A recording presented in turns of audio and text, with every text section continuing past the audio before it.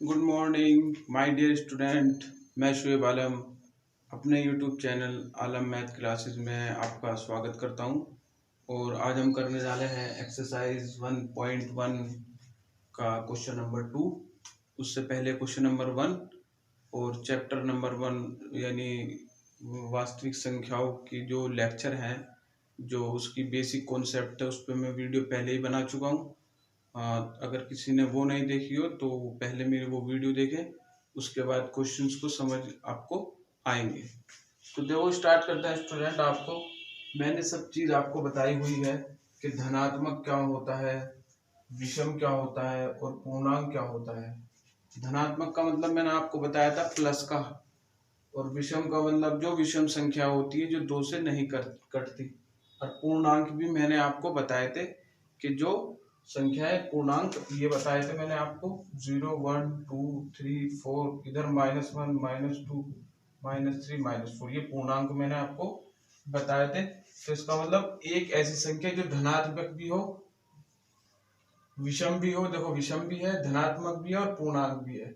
तो कोई भी एक ऐसी संख्या, हमें नहीं पता वो कौन सी संख्या है, हमें बताना है कि कोई भी एक ऐसी संख्या जो धनात्मक भी हो, विषम भी हो और पूर्णांक भी हो, वो इस रूप की होती है।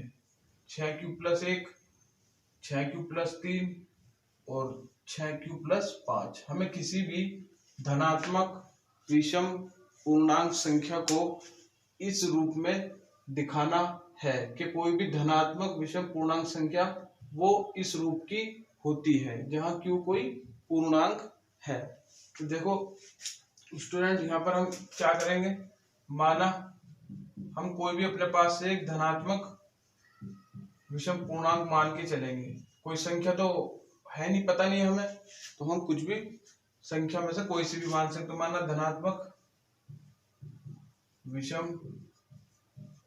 पूर्णांक बराबर ए को मान लिया हमने कि ए कोई भी एक धनात्मक, विषम, पूर्णांक है। और बी बराबर यहाँ हमने कितना माना स्टूडेंट, 6। क्यों? According two questions.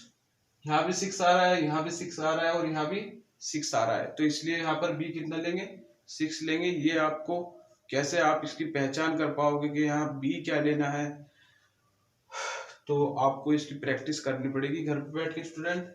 तो हम शुरू करते हैं। अब ए हमने कितना ले लिया, ए क्या है, धनात्मक, विषम, पूर्णांक। ए और बी हमने के ले लिया 6। तो हमें इस ए को ही दिखाना है, ये तो हमने धनात्मक, विषम, पूर्णांक माना है, तो हमें यही इसी ए को दिखाना है कि वो इस रूप का, इस रूप का और इस रूप का होगा।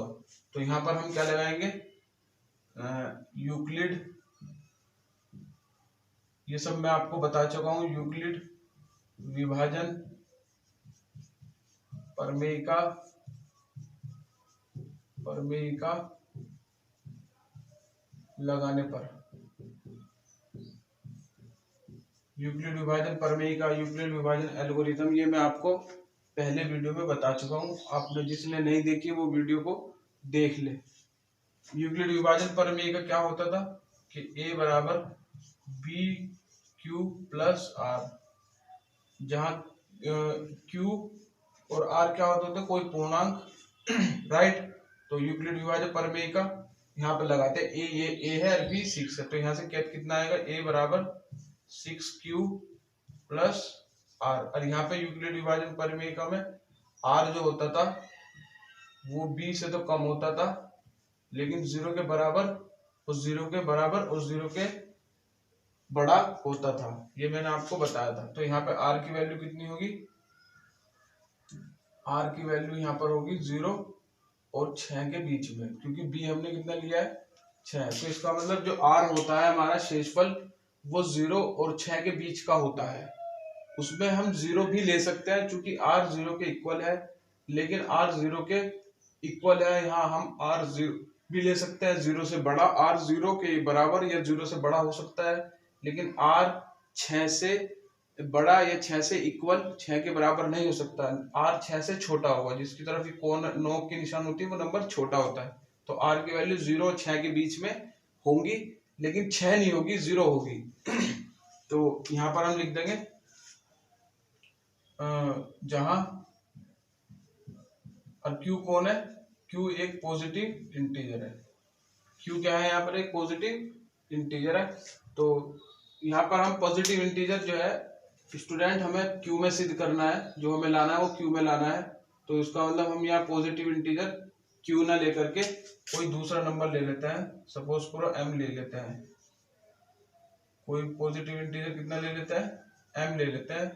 और m क्या है यहाँ पर, 0 के बड़ा या 0 के इक्वल, यानी पॉजिटिव इंटीजर है। क्यू भी पॉजिटिव इंटीजर है और m भी पॉजिटिव इंटीजर है, या और भी कुछ भी ले सकते हैं हम, क्योंकि यहाँ हम क्यू यूं नहीं ले रहे, हमें ये सिद्ध करना है, जो सिद्ध करना है उसमें क्यू आ रहा है। तो यहां से हम लोग r की पॉसिबल वैल्यू कितनी आएगी, r की, हाँ यहाँ पर लिखो, r की संभव मान, r के संभव मान क्या क्या होंगे, 0 होगा, 1 होगा, 2 होगा, 3 होगा, 4 होगा, 5 भी होगा, लेकिन 6 नहीं होगा, क्योंकि r के मान 6 से छोटे हैं, 0 और 6 के बीच के हैं। 0 हो सकता है, 0 के इक्वल है, लेकिन 6 नहीं हो सकता।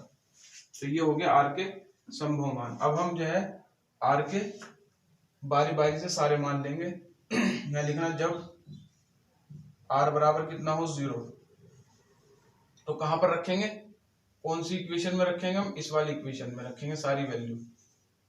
तो यहाँ पर आएगा a बराबर 6m प्लस r कितना ले रहे हैं हम, 0, तो ये कितना आ जाएगा, 6m, कितना आ जाएगा, 6m। अब ये जो हमारा धनात्मक विषम पूर्णांक है वो कितना आया, 6m। अब हम 6m को चेक करते हैं कि ये जो है धनात्मक विषम पूर्णांक है कि नहीं। यहाँ पर m कितना है, m की वैल्यू 0 या 0 से बड़ी है, 0 भी हो सकती है और 0 से बड़ी भी, सारी वैल्यू डॉट डॉट डॉट अनंत, ये सब m की वैल्यू हो सकती है। तो हम यहाँ m की वैल्यू चेक करके देखेंगे कि क्या ये विषम पूर्णांक आ रहा है कि नहीं। 6 की बार m की वैल्यू 0 रखो एक बार यहाँ, तो 6 0 0 0। एक बार m की वैल्यू 1 रखो तो 6 एकम 6। एक बार m की वैल्यू 2 रखो तो 6 दूनी 12। एक बार m की वैल्यू 3 रखो तो 6 3 18। तो हम ये जो देख रहे हैं स्टूडेंट, ये सारे मान कैसे आ रहे हैं, सम संख्या आ रही है। कैसी आ रही है, सम, 0 भी सम संख्याओं में काउंट होती है। तो यहाँ पे जो a है वो 6m के बराबर है, जबकि 6m क्या है, एक सम संख्या है, धनात्मक विषम, धनात्मक सम पूर्णांक है। ये 6m क्या है, धनात्मक सम पूर्णांक। तो a धनात्मक विषम पूर्णांक नहीं है। यहाँ पर हमें a को धनात्मक विषम पूर्णांक दिखाना है, और वो भी ये हो या ये हो या ये हो। अब आगे चलता है, जब r बराबर कितना होगा, 1 लेते हैं r की वैल्यू, यहाँ से 1 लेते हैं ये वाली, तो कितना आएगा, a बराबर 6m प्लस 1। अब हम इसे चेक करते हैं कि ये धनात्मक विषम पूर्णांक है या नहीं। 6m प्लस 1 को, तो ये कितना है, 6m प्लस 1, 6 गुणा m की वैल्यू 0 रखो, तो ये तो कितना आ जाएगा, 0, 6 0 0 प्लस 1, ये तो आ जाएगा वैल्यू 1। m की वैल्यू 1 रखते हैं, 6 कम 6 प्लस 1, ये आएगा 7। m की वैल्यू 2 रख के देखते हैं, 12, ये आएगा 13। m की वैल्यू 3 रख के देखते हैं, क्या आएगा, 19। तो स्टूडेंट देखो, हम जैसी m की वैल्यू रख रहे हैं यहाँ पर, तो ये सारी कैसे आ रहे हैं नंबर, धनात्मक भी है, प्लस की भी है, विषम संख्याएं भी हैं सारी जो 2 से नहीं कट रही, और पूर्णांक के अंदर भी ये आता है। तो इसका मतलब a बराबर 6m प्लस 1 हो सकता है, a 6m प्लस 1 होगा, क्योंकि a को हमने क्या माना है, धनात्मक विषम पूर्णांक। तो ये भी क्या है, धनात्मक विषम पूर्णांक। तो दोनों चीज जब ही बराबर होती है, जब वो एक सी होती है। तो a को हम धनात्मक विषम पूर्णांक माना है, 6m प्लस 1 भी धनात्मक विषम पूर्णांक है। 6m को हमने ऊपर क्या सिद्ध किया था, ये सम संख्या है। सम संख्या में अगर 1 जोड़ेंगे तो वो क्या बन जाती है, विषम संख्या। अब हम लेंगे जब r बराबर कितना होगा, 2, तो इस वाली इक्वेशन में मान रखेंगे, तो a बराबर कितना आएगा, 6m प्लस 2। तो स्टूडेंट 6m क्या है, एक सम संख्या है, और सम संख्या में सम संख्या जोड़ेंगे तो हमेशा क्या आएगा, सम संख्या ही होगी। तो ये तो धनात्मक तो है, ये पूर्णांक भी है लेकिन विषम नहीं है, सम है, लेकिन हमें पूर्णांक विषम सिद्ध करना है, विषम ये लाने हैं। एक तो आ गया। अब आगे चलते हैं। जब अब r कितना रह गया, 0 हो गया, 1 हो गया, 2 हो गया, r की वैल्यू 3 रख के देखते हैं इसी इक्वेशन में। तो 6a बराबर 6m प्लस 3। तो स्टूडेंट 6m को हमने कितना सिद्ध करा था, यहाँ पर सम संख्या, सारी सम संख्या आ रही थी नहीं आ रही थी। तो जब सम संख्या में हम विषम संख्या को जोड़ते हैं तो आंसर हमेशा एक विषम संख्या आता है। तो इसका मतलब ये पूरा मान धनात्मक भी है, विषम भी है और पूर्णांक तो ये होगा ही, क्योंकि सारी संख्या पूर्णांक होंगी। तो ये भी आ गया। अब अगले चलते हैं। जब r बराबर कितना होगा 4, इसी इक्वेशन में रखो मान a बराबर 6m plus 4, am 6m plus 4। तो ये कैसी संख्या थी, सम संख्या थी। और ये भी कैसी संख्या है, सम संख्या है, 2 से कट रही है। 6m को सम संख्या हमने यहाँ से पता करा था, जब m की वैल्यू हमने 0 1 2 3 लिखी थी, सारी सम संख्या आ रही थी। सम संख्या में सम संख्या जोड़ते हैं तो हमेशा सम संख्या आती है। तो ये भी नहीं होगा, क्योंकि हमें धनात्मक भी लाना है, विषम भी लाना है, पूर्णांक भी। ये धनात्मक भी है, पूर्णांक भी है, लेकिन विषम नहीं है, ये सम है। सम संख्या में सम संख्या जोड़ेंगे तो सम संख्या। जब r बराबर एक और मान लेंगे 5, तो यहाँ पर a बराबर कितना आएगा 6m प्लस 5। तो स्टूडेंट ये सम संख्या है और 5 विषम संख्या है। जब हमेशा ध्यान रखें, जब सम संख्या में और विषम संख्या को जोड़ा जाता है तो हमेशा जो आंसर आता है वो विषम संख्या आता है। तो इस पूरे का आंसर क्या आएगा, विषम आएगा। ये धनात्मक तो आएगा, प्लस का तो आएगा ही, और विषम भी आ रहा है, पूर्णांक तो ये होगा ही। तो ये भी क्या हो गया, हमारा सिद्ध हो गया। तो हम लिख सकते हैं, फिर क्या लिख सकते हैं, अतः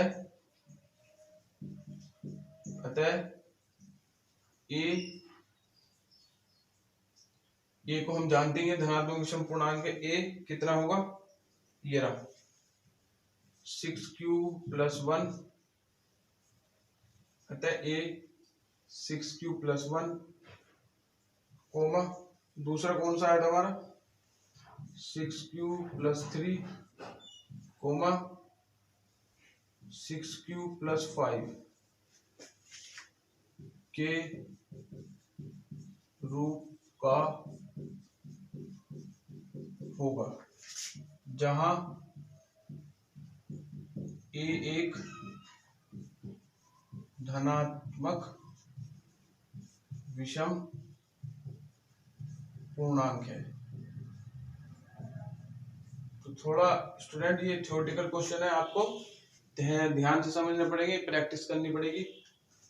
और यहाँ पे लिख देना आप Q, यहाँ पर M था ना सब जगह, तो M बराबर कितना लिख लेंगे हम Q, ठीक है। और यहाँ पे लिख देना जहां Q भी क्या है, Q क्या है, Q कौन है, बड़ा होगा, बराबर होगा 0 से, क्योंकि M भी 0 से बड़ा था और बराबर था 0 से, तो Q भी इसी के बराबर है। तो इसका मतलब इसको हम दोनों को बराबर रख सकते थे। तो जहां M था वहां हमने Q लिख दिया। तो ये इससे हमारा क्वेश्चन सिद्ध हो गया। तो स्टूडेंट, अगर आपको वीडियो अच्छी लगी हो तो लाइक करें, कमेंट करें, सब्सक्राइब करें, बेल आइकन को प्रेस करना ना भूलें मेरी अपकमिंग वीडियो आपके लिए। Thank you.